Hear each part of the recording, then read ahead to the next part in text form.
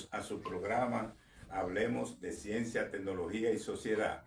Yo soy Miguel Cabrera y hoy tenemos a un grande liga de la UAS. Tenemos a Francisco Acosta.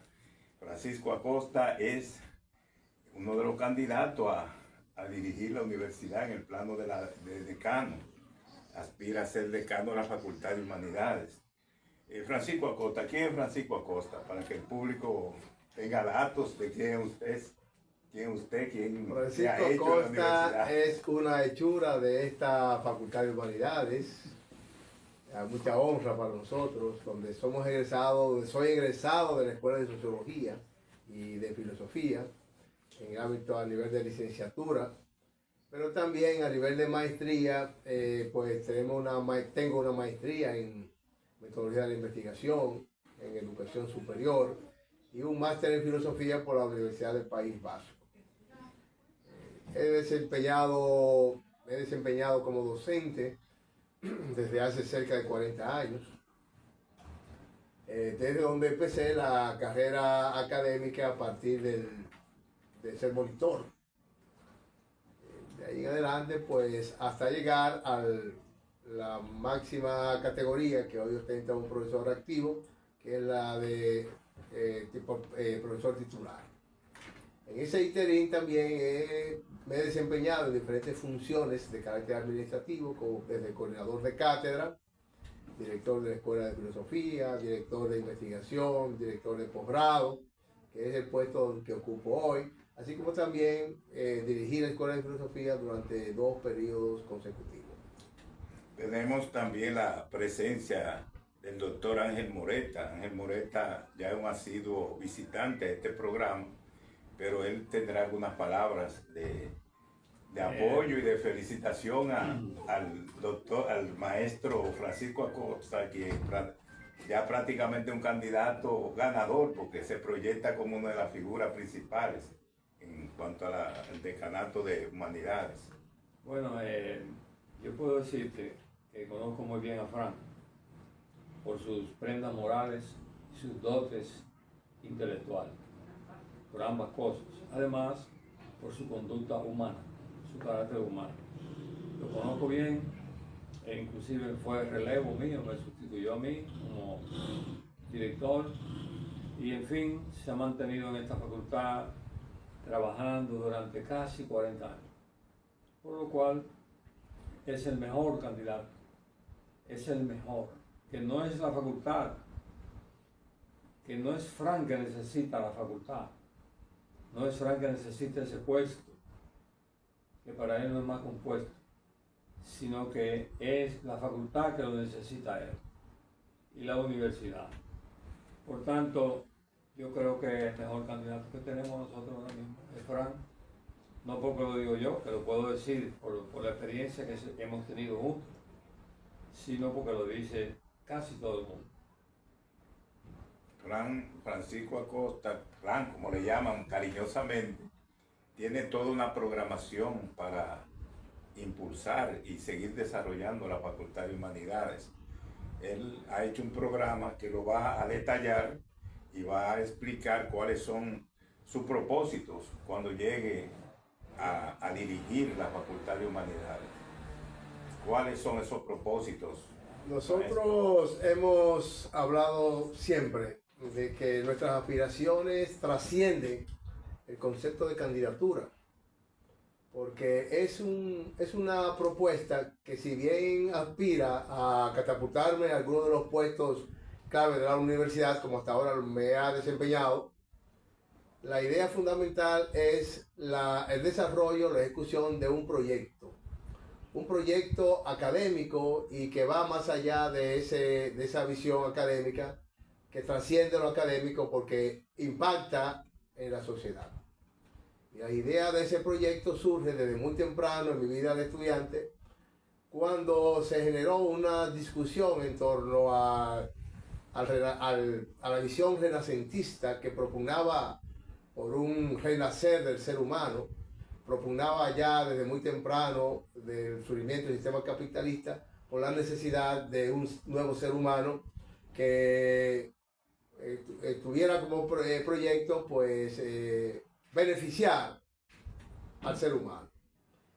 Esa discusión, lo recuerdo yo como ahora, se daba entre un candidato a decano de esa época,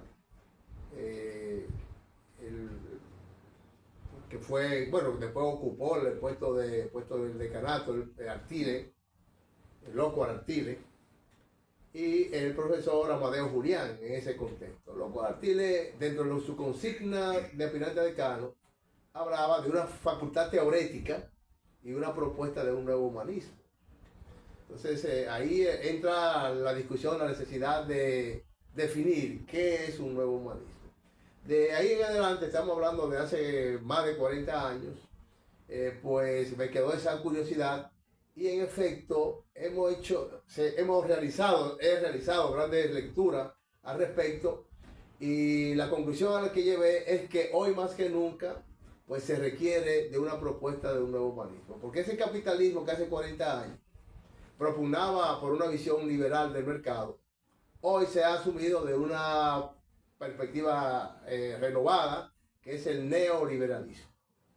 El neoliberalismo es una propuesta filosófica o económica que pretende de una manera u otra eliminar el concepto ser humano y sustituirlo por el concepto recurso humano.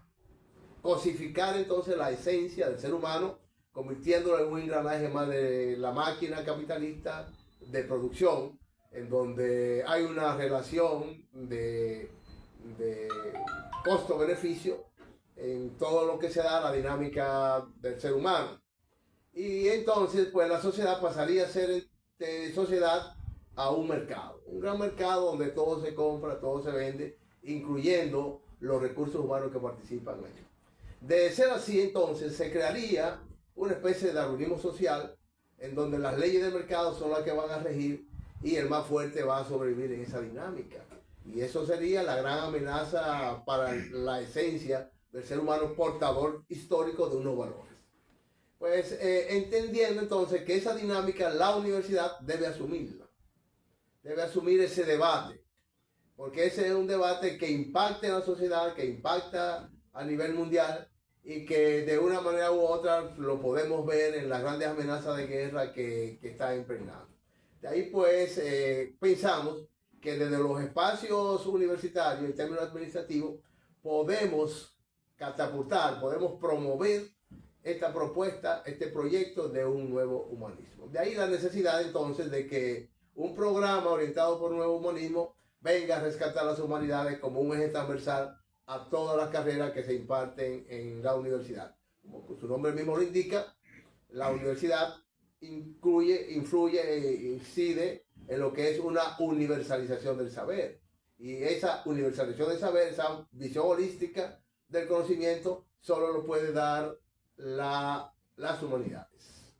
Sí, ahora estamos en una época que, como bien el maestro Francisco Acosta señala, hay una situación de neoliberalismo y donde la propiedad privada se ha ido creando todo un engranaje para que todo se privatice. En ese caso se trata también de la privatización de la universidad. Entonces muchos guasdianos tienen temor de que pueda ocurrir ese grave hecho de que se pueda ir privatizando la universidad. Y la duda nace a raíz de la fusión.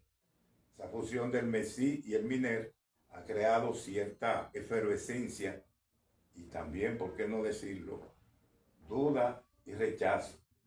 ¿Cómo usted ve esa situación nueva que se ha creado en los últimos 2 años o año y medio? Bueno, es que realmente todo tiene una relación, todo guarda una correlación, todo lo que ocurre en la sociedad. Ya nosotros comentábamos de que dentro de la dinámica y la perspectiva, la visión neoliberal, la sociedad ya se ha convertido en un gran mercado. Y por tanto, ese mercado está impregnado por un laissez-faire, un dejar hacer, un dejar pasar, en donde las leyes del mercado son las que regulan las relaciones sociales, las relaciones que se dan a lo interno de la sociedad. De ser así, entonces, el papel del Estado en esa dinámica neoliberal de de libre fluir, de libre acceso, pues no tiene razón de ser. El Estado no tiene que participar en los procesos de salud, no tiene que participar en los procesos de educación, no debe participar en los procesos de vivienda. Es decir, en lo que son la estructura básica de la sociedad, de supervivencia humana, el Estado no debe intervenir, sino que son los intereses privados, los intereses individuales que deben regular precisamente este desarrollo del mercado. De vista a la sociedad como un mercado. Ahora bien, la salud, hace tiempo, ustedes lo pueden ver, se está trabajando en ese proceso de dejar hacer. Cada vez menos la participación del sector Estado de salud se está mirando como parte de esa agenda neoliberal internacional. No importa el gobierno de turno que esté ahí, hay esa agenda que te la impone el neoliberalismo que tú tienes que ejecutarla. Entonces ahí vimos cómo de forma gradual los patronatos han ido sustituyendo la dirección del Estado en los hospitales. Pero al mismo tiempo, acompañado a esa acción de políticas en términos de salud, hay una jerga que se está instalando que va sustituyendo la condición humana. Como lo es, por ejemplo, ya lo que vamos a una clínica, lo que vamos a un hospital, no somos pacientes, que era un concepto un poco muy humano, que nos daba ejemplo de, sino que ahora somos clientes. Bien. Ahora somos clientes, porque eso hay una relación contractual entre el médico y el que asiste a la clínica, y entonces que se ve con una relación de mercado. Además El que, elemento humano desapareció de ese proceso. además de que el neoliberalismo, como doctrina económica nueva en el sentido, sigue siendo el capitalismo, pero en el sentido de tener nuevas modalidades, tiene también una desregulación de la economía. La economía está desregulada. Por aquí el fulano cobra tanto, por allí cobra tanto, por aquí cobra tanto. En fin, está desregulada, no obedece a una regla que no sea la del mismo liberalismo. En consecuencia, por eso vemos ese desorden que tenemos en la sociedad americana y en la economía, en cierta forma. Ya se ha visto que en verdad la fusión de esos dos ministerios es una maniobra de los sectores capitalistas, una maniobra para presentar como una sola cosa lo que son realmente dos situaciones diferentes. No, ahí iba precisamente. Y ahí vemos que eso que ocurre en el sector salud también va a ocurrir o está ocurriendo en el sector educación. ¿Qué va a pasar entonces cuando el Estado, que juega un papel de árbitro, de ampaya en el capitalismo tradicional, la visión capitalista tradicional, desaparezca? Pues que la educación se debe dejar al sector privado, a la oferta y la demanda. Va a sobrevivir el sistema educativo que tenga una mayor inversión en términos de costo-beneficio. Pero la educación no puede verse en términos de unos resultados tangibles desde el punto de vista económico. Hay un capital cultural que hay que defender en materia educativa, que ahí entonces no es tangible desde el punto de vista de lo que es la visión neoliberal. Y por esa razón entonces vamos a ver que esa no intervención del Estado en la gestión educativa trae como consecuencia que el Estado no debe entonces invertir recursos en educación. Se da también. No debe invertir. El costo educativo lo debe financiar el cliente, ¿verdad? El cliente, el que demanda de esos servicios. Y por tanto, entonces, las universidades deben cobrar, deben invertir en educación, como el sector privado debe invertir en educación y recuperar esa inversión en términos de cuantificación. Eso trae como consecuencia que se plantee la necesidad en esa reducción de ir eliminando los gastos. Entonces, si tenemos dos ministerios, se supone que hay un doble gasto. Entonces, de lo que se trata es de eliminar el gasto de uno de los dos y que el trabajo de dos lo haga uno solo, una sola institución. Pero no sé hasta dónde eso es posible. No sé hasta dónde eso es posible. Sí. Esa es una hipótesis, ¿verdad? Sí. Es una hipótesis, vamos a ver qué pasa. Porque realmente no se va a disminuir las labores, porque hay una duplicación de funciones entonces. Pero además que el neoliberalismo en materia educativa, como tú dices, es una fuerza que trata de imponerse a todos los niveles, primario, secundario, a nivel universitario, y el presupuesto del Estado dirigido a la educación superior se vuelve, si se quiere, una gelatina, se difumina. Por ejemplo, las universidades privadas reciben 18.000 millones actualmente y la UAS recibe 11.000 millones. Entonces ahí hay un favorecimiento a más de 20 universidades privadas que reciben esa cantidad, mientras que la UAS, que tiene más del 50% de la la población población estudiantil, entonces recibe menos, mucho menos. Porque de esos 11 millones, Fran, hay 1 millón y pico que se producen en Gombe, la leche, el agua, ¿qué? Y todos esos productos dan un especie de 1.000 millones, que serían como 11.000 millones. Es decir, que ahí nosotros tendríamos que ver también, y es bueno que, y creo que también Fran Acosta, maestro, considera como pertinente y preocupante el problema de la humanística, es decir, qué está pasando con las carreras que corresponden a humanidades, que están siendo relegadas a un segundo plano. Es otra discusión también que hay que hacer. Cómo nosotros en esta época ya se privilegian 2 o 3 carreras que son las esenciales según el criterio que se ha establecido para el desarrollo del país, pero que también a partir de ahí, de esa posición, se ignora lo que son las carreras que pertenecen a humanísticas, a esa área que lo que hace es que crean pensadores que en realidad cuestionan y son críticos a la realidad que vivimos. Este es el caso de la filosofía. La filosofía ha sido relegada a un segundo plano y la filosofía es básica para que los que estudian, los investigadores, los estudiantes, hasta el pueblo en general que se interese por ella, pueda tener un pensamiento crítico. ¿Cómo usted enfocaría esa área de la humanística y la subestimación que se le está haciendo en los actuales momentos del país? bueno, es que hay una clasificación a nivel de las carreras universitarias, son las llamadas carreras del mercado. Las llamadas carreras del mercado son aquellas carreras que demanda el mercado para su funcionamiento, demanda la sociedad capitalista para su funcionamiento. Desde esa perspectiva, las carreras humanísticas no entran en esa dinámica de carreras de mercado. Por eso usted va a ver que de esa mayoría de universidades que mencionaba el doctor Moreta hace un ratito, pocas tienen carreras de carácter, es más, no tienen facultad de humanidades, no tienen departamento de humanidades, y la mayoría no tienen asignaturas correspondientes ni la carrera correspondiente a las humanidades.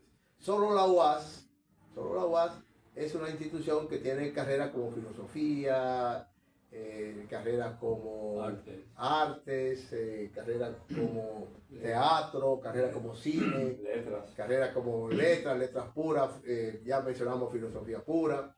Pues nos damos cuenta que esa es una inversión que se hace, que no, la rentabilidad ya colocada en el mercado para recuperar la inversión que se ha hecho, no se traduce dentro de esa fórmula costo-beneficio. Por eso vamos a ver entonces que la educación dentro de poco, hasta hace poco tiempo se veía como una carrera que no era del mercado. Por eso la única universidad que hasta antes del 4% impartía educación era la UAS. Ya a partir del 4% ya la educación se convirtió en una carrera de mercado también. Y hay una pugna que yo quiero destacar ahora mismo, porque dentro de esa carrera de educación, aquellas carreras humanísticas pues se han disfrazado, camuflajeado para ser consideradas como carreras de mercado, porque tienen una demanda ya en el servicio educativo. Y por eso ustedes van a ver que antes que teníamos la carrera de letras puras, ya ahora educación, la Facultad de Educación tiene una licenciatura en educación, mención letras, Sí, como una manera de accesar al mercado por esa vía. claro. Entonces, ¿qué va a pasar con las carreras de las humanidades? Van a ir desapareciendo, nadie va a querer estudiar letra pura. Por eso usted estudia mejor en filosofía y letras, educación, mención filosofía y letras, que tiene un acceso al mercado a través del 4% que está demandando precisamente especialistas en esa. Sí, y a través de los- Pasa lo mismo con los idiomas, con el inglés. Ahora Sí. mismo estamos teniendo un conflicto, una demanda con la escuela de idiomas, que hay un conflicto generado en términos epistemológicos con esa escuela ahora mismo. Hay un debate que está ahí. Entonces, ¿cómo, de acuerdo a su programa, porque usted va a ser el próximo decano, cómo usted pretende que las humanidades permanezcan todavía esa carrera activa? Porque hay una carrera, por ejemplo, en humanidades, que es muy importante, que, por ejemplo, la historia. La historia, y veo que también es una de las carreras que está más subestimada en el país. Es decir, y no solo subestimada, sino que uno sale a la calle a preguntar cualquier acontecimiento histórico y se da cuenta que la enseñanza-aprendizaje de la historia ha tenido todo un déficit, pero hacia abajo cada día más. Recuerdo que antes, estoy hablando de hace 40 años, 50, en los años 70, 80 y todavía en los 90, en la universidad se daban grandes debates sobre la historia. Es decir, usted iba, por ejemplo, a un debate entre esos grandes historiadores que hacían todo lo que era un encuentro, un panel, para tratar toda la temática que cada mes se iban desarrollando en el país. Es decir, cada fecha que correspondía a un evento importante en el país se debatía. Bueno, que acaba usted de invitarme a Juan de la Cruz, que tienen próximamente una conferencia en el Paraninfo de la Facultad de Humanidades acerca de la Guerra de Abril. Sí, mañana a las 3 de la tarde. Sí. Vamos a reflexionar sobre eso. Eso es importante, que se integren tanto los estudiantes, los profesores y el público en general a ese evento, porque la historia ha sido muy subestimada y los pueblos que no conocen su historia están expuestos a repetirla, y por eso también el pueblo dominicano, que no tiene esa orientación histórica de lo que ha sucedido, a veces usted lo ve que coge como de broma lo que es el himno nacional, lo que son también los símbolos patrios. Sí. Ya usted hace así, que va por ahí por ejemplo, por el Parque Independencia, y están bajando la bandera y nadie dice, todo el mundo sigue, la mayoría caminando sin respetar ese. Y antes uno se paraba y tenía toda esa ceremonia para rendirle homenaje a la bandera. Entonces, igualmente al himno nacional, eso era muy respetado. ¿Cómo usted cree que se podría entonces la universidad, a través de la Facultad de Humanidades, ir rescatando lo que son esos valores que se han ido perdiendo? Bueno, lo primero que pensamos es la necesidad de retomar la fundamentación filosófica de la institución. Porque la crisis que hoy tenemos en la educación en la República Dominicana y en el mundo responde a esa crisis en la perspectiva filosófica. No estoy diciendo con ello que el dinero no sea necesario, es necesario la inversión en educación, porque esa fórmula de bueno y barato no existe. Todo lo bueno tiene un costo, por lo menos dentro de la dinámica de la sociedad capitalista, tiene un costo. Por tanto, si queremos una educación de calidad, hay que invertir en educación. Y en efecto, ese 4% ha venido a ayudar. Ha ayudado bastante a avanzar en materia educativa, por lo menos en la ampliación de la cobertura. Ahora, es una razón necesaria el financiamiento de la educación, pero no suficiente. Hace falta la necesidad de retomar un postulado filosófico que cohesione para qué se quiere educar. ¿Educar para qué? Es decir, una perspectiva ontológica del quehacer educativo. ¿Qué tipo de ser humano queremos trabajar? Y ahí estamos recuperando la necesidad de Rousseau, que no queremos formar profesionales, no queremos formar recursos humanos en diferentes profesiones, sino formar un ser humano que tenga habilidades y destrezas, que tenga las competencias para ejecutar una profesión. Entonces, eso tenemos que retomar ese criterio. Tenemos que retomar esa fundamentación filosófica que en algún momento la universidad la había asumido bajo una filosofía marxista, que desaparece con el marxismo porque está pasado de moda, porque ya el mundo ya se cerró a más del quehacer, y la universidad cayó en esa crisis que la sustentaba desde el punto de vista filosófico y se insertó en un postulado neoliberal de carácter clientelista. Entonces yo pienso que hay que volver a la filosofía, no exactamente al pensamiento marxista si se quiere, pero tendríamos que buscar entonces otra filosofía que cohesione, que no sea el neoliberalismo, que no sea la visión neoliberal. Sí, pero de hecho el capitalismo buscó una nueva filosofía. No totalmente, pero más la extendió más, que es el neoliberalismo.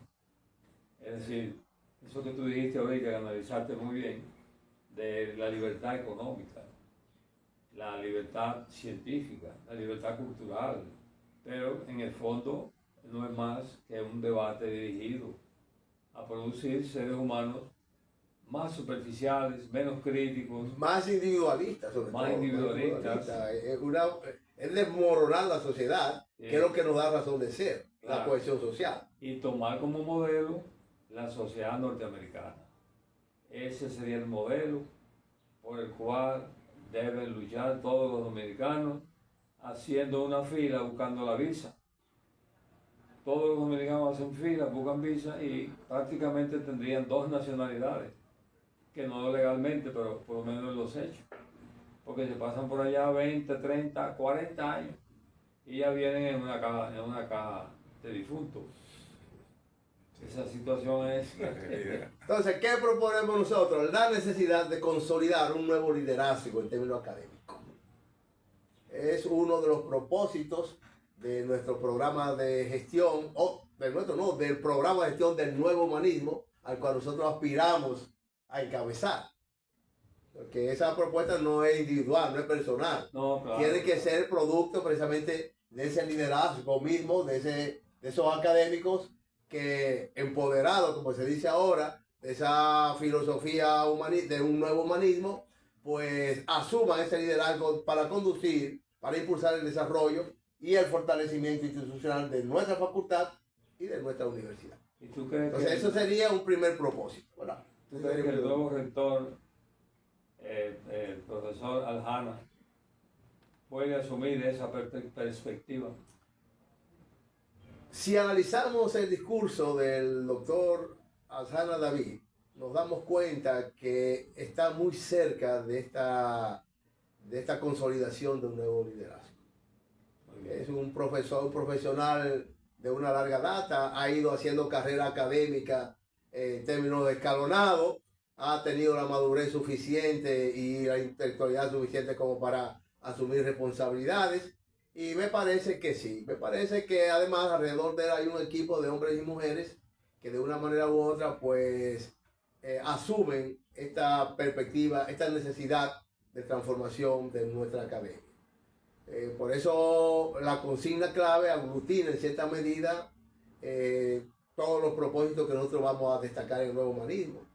Hagamos de la universidad primada la primera. Es decir, no basta con que seamos la más antigua, la más vieja del nuevo mundo, sino necesitamos precisamente las cualificaciones y el fortalecimiento institucional para poder precisamente influir en lo que es el desarrollo nacional, Un desarrollo nacional independiente. Claro. Ahora que usted señala y vi que mencionó el marxismo, me recuerda a Cuba. En Cuba no se requiere tanto recursos para ello producir y crear un pensador, una persona que tenga ideas, que plantee posición y que desarrolle todo lo que son proyectos de investigación. Es decir, ellos en Cuba tienen un proceso educativo, es decir, el sistema educativo no genera conocimiento y no hay la necesidad de tantos recursos.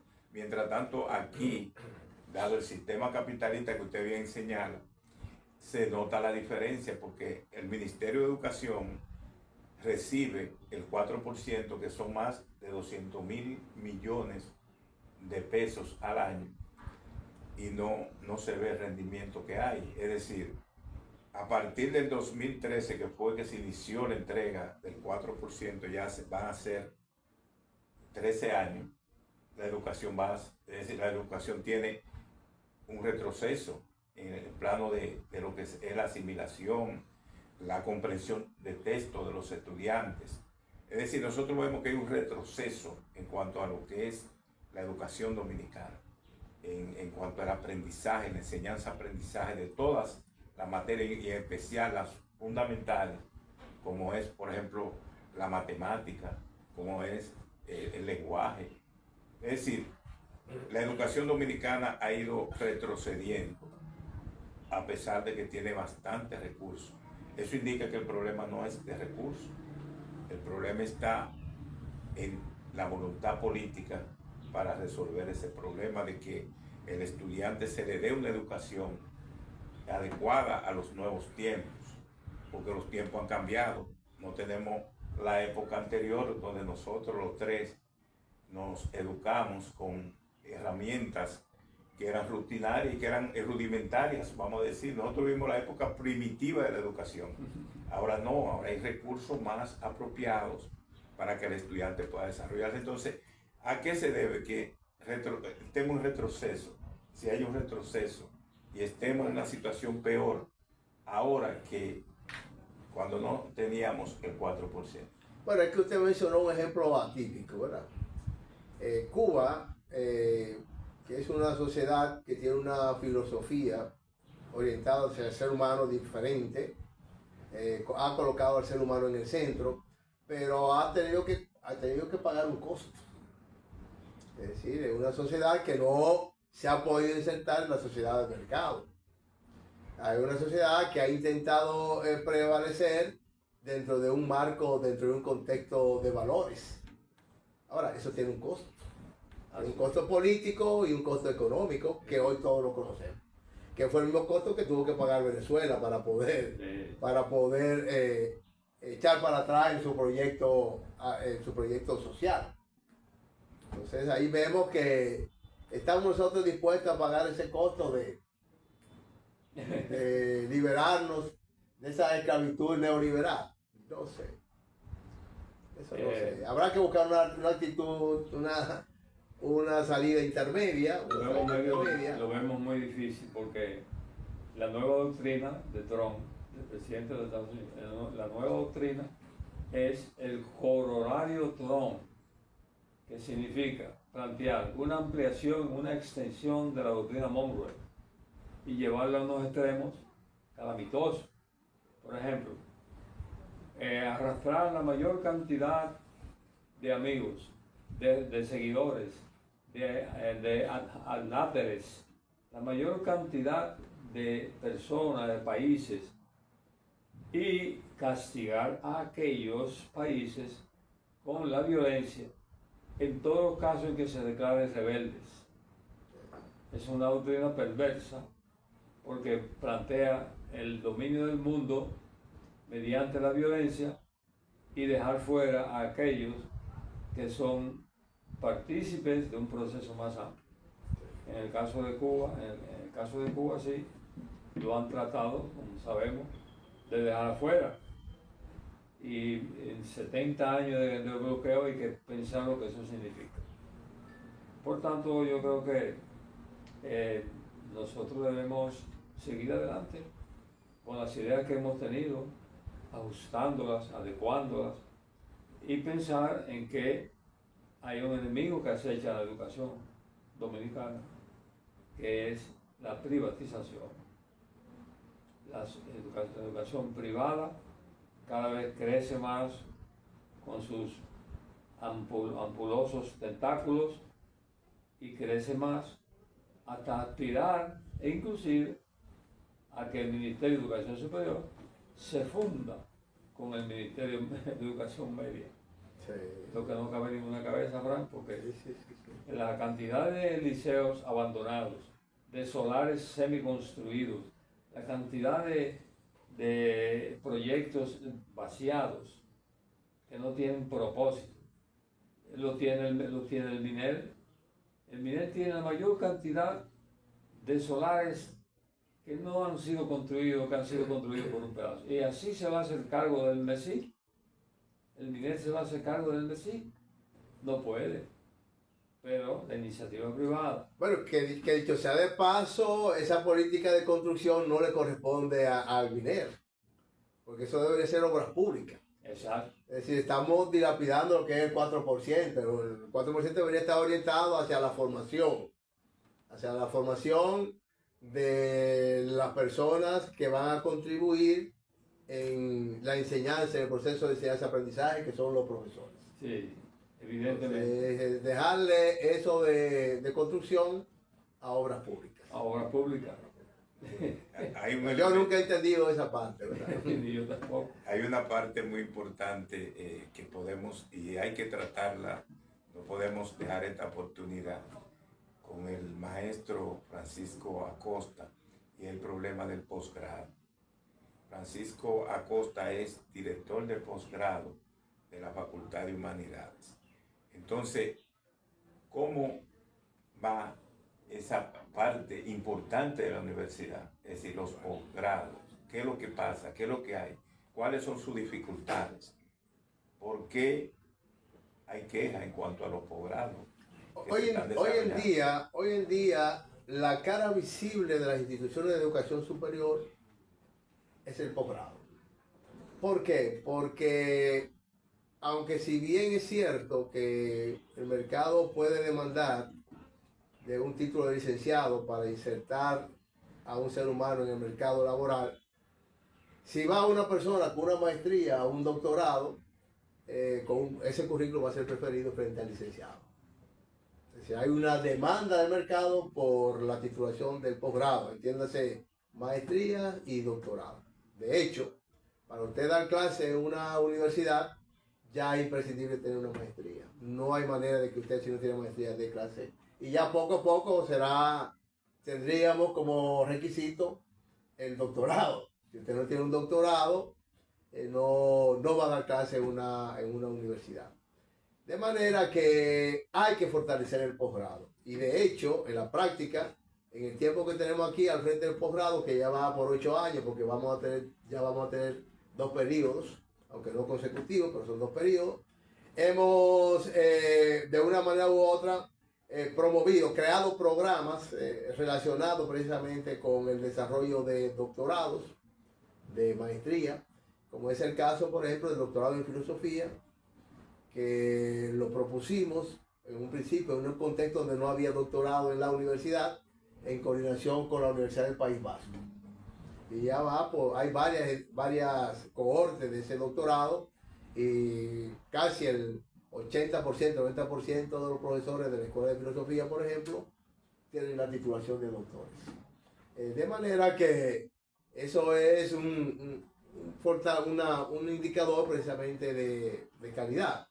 Y pienso que debe seguir orientándose precisamente la academia hacia esa oferta de programas doctorales que sean extendidas a todos los recintos, centros y subcentros, de manera que sea posible un mayor acceso y equidad en estos programas. Porque si los programas de posgrado se centran aquí en la ciudad, vamos a ver una distorsión con lo que está ocurriendo en el interior. Entonces, queremos que la oferta de posgrado se coloque a toda la geografía nacional, que la UAS es de las pocas instituciones que tiene el país que está en condiciones de hacer esa oferta a nivel nacional. ¿Por qué? Porque tenemos impacto en todas las provincias y en muchas provincias tenemos hasta más de un municipio donde la UAS está presente. Con entidades públicas. Y con entidades públicas, de manera que eso es posible, ese impacto es posible. Hay otra área del saber que si una universidad no investiga, no tiene razón de ser. Es decir, la investigación es la base de toda universidad. La universidad no puede tan solo ser docentista, como parece que es la Universidad Autónoma de Santo Domingo. Es decir, no, la investigación está relegada a un segundo plano. Es decir, no hay esa estructura motivacional tampoco. Incluso la motivación para investigar en la UAS se ha perdido, porque hay un cuello de botella para llegar a ser investigador.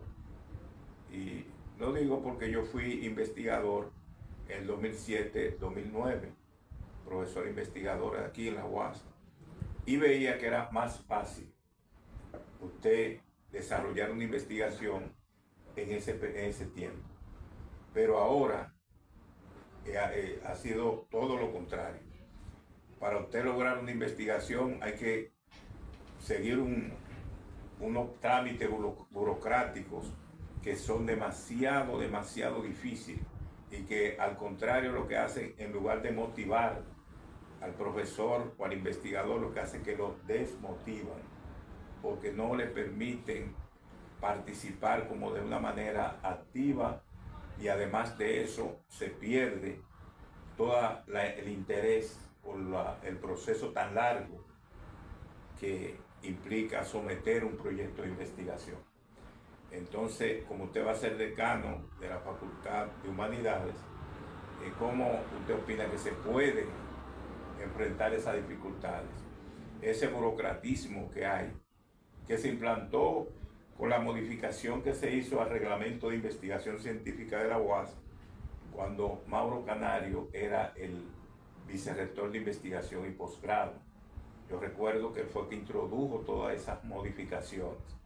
Entonces eso ha desmotivado. No hay ese interés en que el profesor, el investigador que está aquí en la UAS y que se ha acercado a la UAS, que a veces no es que está inmerso en la UAS, sino hasta fuera de la UAS, y quiere investigar aquí en la institución. ¿Cómo enfrentar esas dificultades? Bueno, es que el concepto de universidad yo lo veo articulado fundamentado en una base tríptica, ¿verdad? Un trípode. Trípode en donde está la investigación, la docencia y la extensión. No se puede ver desligada una de la otra. No existe la universidad sin faltarse una de las otras. Es como en el agua. El agua tiene una fórmula H2O. Es decir, son 3 átomos que conforman esa molécula. 2 átomos de oxígeno y 1 de hidrógeno. Si faltase un solo átomo de esa molécula, ya no tendríamos agua.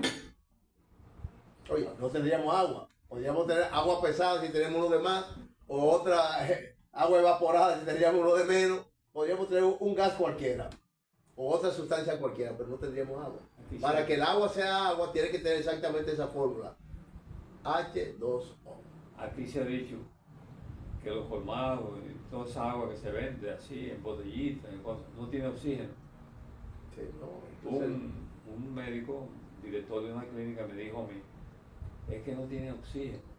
Sí. Da pena, yo tengo que beber esto, pero esto no tiene oxígeno. Pues ese es el problema que tú le planteaste a Fran, es que es muy importante tener en cuenta que aquí no hay comunidad de investigación. Cada quien investiga por su lado, pero una comunidad de investigadores que se reúne periódicamente a discutir las cosas, eso no existe. La comunidad de investigadores, de modo que estamos huérfanos en ese sentido. Y muchas cosas más que pueden decirse, que Fran puede decirla, porque como director de investigación, director de posgrado, tiene 8 años. No, y yo fui director de investigación. Antes de existir la vicerrectoría de investigación, existía una coordinación de investigación en la facultad adscrita a OPLACE, a la OPLACE, Unidad de Planificación. Entonces yo en ese momento fui coordinador de investigación en la facultad y me encontré con una sorpresa. Me tocó un momento muy difícil para la investigación humanística, porque la universidad tenía escaso presupuesto y obviamente por lo que había que cortar era por la investigación. Empezó a reducirse el exiguo presupuesto que se tenía y que aún se tiene para investigación se redujo aún más. Y empezó a reducirse por el labor más débil, las humanidades. Se cerraron todas las universidades, como todas las investigaciones que había en humanidades. De 10 investigadores que había, de investigaciones que habían en curso en ese momento, solo se dejó una sola, para no tenerla completa. Entonces yo dije, bueno, pero la razón de ser, si yo permito que esto ocurra, es ninguna para yo coordinar, porque no voy a coordinar a nadie. Entonces ahí junté todo aquel que estaba investigando por cuenta propia y creamos la Asociación de Investigadores de la Facultad de Humanidades, la Comunidad de Investigadores de la Facultad de Humanidades. Comunidad de investigadores. Eso tuvo mucho éxito. Lo único que tuve que echarlo para atrás porque se me indicó que yo lo que estaba era sindicalizando a los investigadores, ¿verdad? Y que yo como coordinador de investigación, no, la universidad me estaba pagando para que yo hiciera un sindicato. El asunto es que por lo menos logramos que echar para atrás un poco ese despropósito de eliminar la investigación humanística. Hoy en día, quizá la situación es mucho mejor porque por primera vez en la historia, la investigación humanística entra dentro del marco de referencia del Ministerio de Educación, Ciencia y Tecnología, que tienen unos fondos especializados para investigación que llaman fondos SIC, que son fondos para investigación y tecnología, como su sigla lo dice. Por tanto, las humanidades no entraban ahí. Y todas las investigaciones que se financiaban desde el MESIC, a través del fondo SIC, eran para ciencia y tecnología. Es decir, se iban a la Facultad de Ciencia, de Agronomía, etcétera, etcétera. Gracias al doctor Franklin García Fermín, pasado ministro, pues le dio una apertura a las humanidades y hoy en día tenemos varias investigaciones que se están haciendo gracias a esos fondos concursables. De manera que creo que sí, que hay que fortalecer las investigaciones, pero en una propuesta de gestión de un gobierno universitario del nuevo humanismo, encabezado por nosotros, encabezado por mí, yo pienso que lo que habría es que establecer un vínculo entre docencia, investigación y posgrado. ¿Y cómo sería ese vínculo? Ese vínculo es que todos los profesores, todos los estudiantes de maestría o licenciatura tienen que hacer una tesis. Tienen que hacer una tesis. ¿Por qué no incorporar esas líneas de investigaciones de las tesis a lo que es la línea de investigación de la universidad? ¿Por qué no contratar profesores e investigadores que dirijan, que sean directores de tesis, que sean directores de esas investigaciones y que a su vez sea lo que se vaya a presentar como tesis? Es decir, eso le reduciría sustancialmente el costo de la investigación, porque una parte lo va a aportar el estudiante o lo aporta el estudiante haciendo mamotreto que no sirve para nada, porque la tesis que hoy se hace, ¿para qué sirve esa tesis? Cada quien estudia lo que quiera, no hay una línea y no debería ser así, debería sacarse ventaja. ¿Y qué ventaja, qué línea debería tener entonces?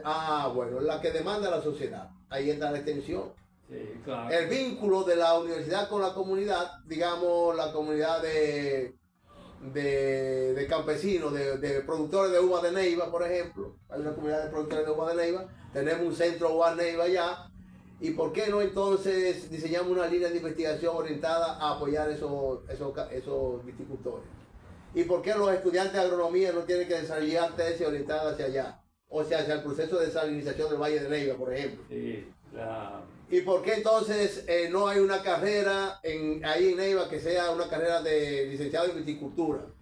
O ingeniero en agrónomo con concentración de desalinización de suelo. Industrialización de la uva. Y ahí los profesores que investigan van a dar clases de esos mismos temas. Ahí vemos como una necesidad de la comunidad, extensión, porque extensión no tan solo es extensión cultural, es el contacto de la universidad con la comunidad, tanto en la producción, en lo cultural, en lo artístico, en toda la dinámica de la sociedad. Sí.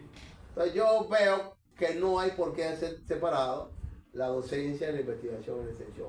En cada centro no debe dar la carrera que al centro le dé la gana. es la que el mercado en ese momento demande, Miguel la que la planteó- comunidad en ese momento demande.